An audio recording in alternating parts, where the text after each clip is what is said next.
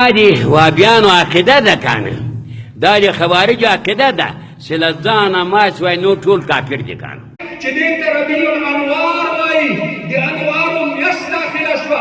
علمای کرامو د شیطان وظیفه پکار خدا وه، خو ډېر تاسف سره به ووایم چې ډېر اوس په دې میاشت کې چې کله د رسول علیه صلات وسلام د پیدایښت چې دې ته ربیع الانوار وایي، د انوارو میاشت داخله شوه.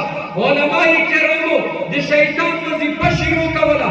ځینې ډېر کسان داسې دي چې د احنافو په لباس کې ځان ته حنفي وایي، ځان ته مذهبي وایي، او په دې میاشت کې شروع کړې ده.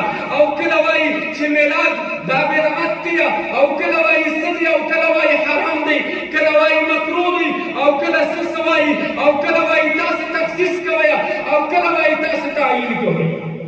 په دې بهانو باندې